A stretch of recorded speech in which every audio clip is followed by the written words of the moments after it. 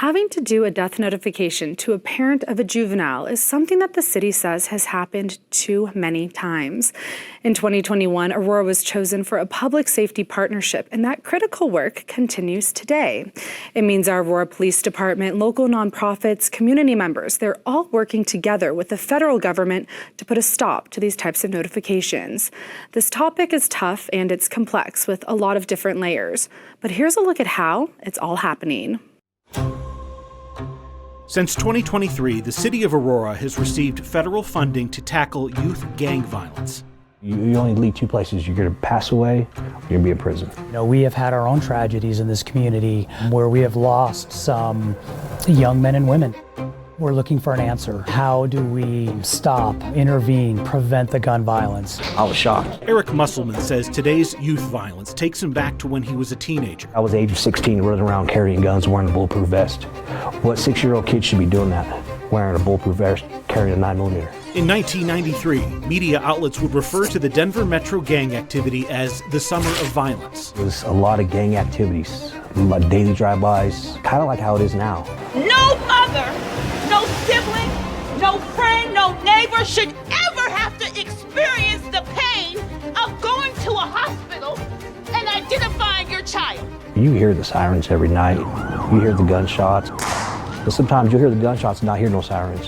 A sound Musselman is all too familiar with. I came from a house with a lot of violence. So as I grew up into my teens, that's all I've known is be violent, be around drugs. I went to prison at the age of 17 for 4.5 years and 1 day because I shot a guy. And that's a terrible thing for me to live with. I almost took a guy's life. Musselman would later find himself in and out of jail 2 more times. This last time I was in prison was for drugs and guns. And I'd been fed up with the past life I lived. That led him to get help here at Hazelbrook Sober Living after he was released last year. This is the longest I've been sober for 25 years. Yeah. And I only have you guys to thank for that. You guys are the backbone right now. Hazelbrook is a full-on recovery community. We provide everything from housing to peer support, clinical services. Write a list of what helps you cope. Call a loved one. Praying. We work with a lot of people that struggle with addiction and are in recovery, or people that are coming out of incarceration. I have a purpose in this life because of Hazelbrook. That's what it comes down to. I did the program, I did all my groups, my classes. It wore off on me where I told myself, I want to do this too. I want to help people. And thanks to funding from the City of Aurora's SAVE program, Standing Against Violence Every Day, he could.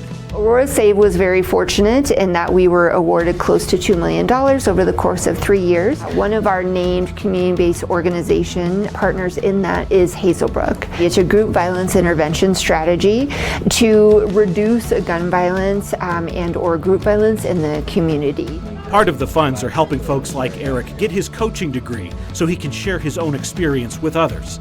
He successfully completed the program and became a leader in the program. He has experience and passion for helping youth, so we have a program where we work with youth that are troubled, and he's somebody that goes and directly connects with them. He works with the city. Offering up Hazelbrook's services, which also include a sober dojo called Paradigm Shift in Aurora. The goal? To help build a better sense of discipline in a controlled environment. And now I get to work with juveniles and show them, if I had that opportunity when I was younger, so if I had like a father figure, I can say, or even a big brother figure, to show me the positive stuff out there in life, instead of running and gunning, you know, I would have probably took a different path. I think people with lived experience are such an important part of this work that we're doing. It's just a critical piece of it. I'm thankful I became the man I am now instead of way later, you know, so I have an opportunity to help people and give my past experience and hopefully teach some other youngster, you know, hey, there's different ways than to be out in the streets.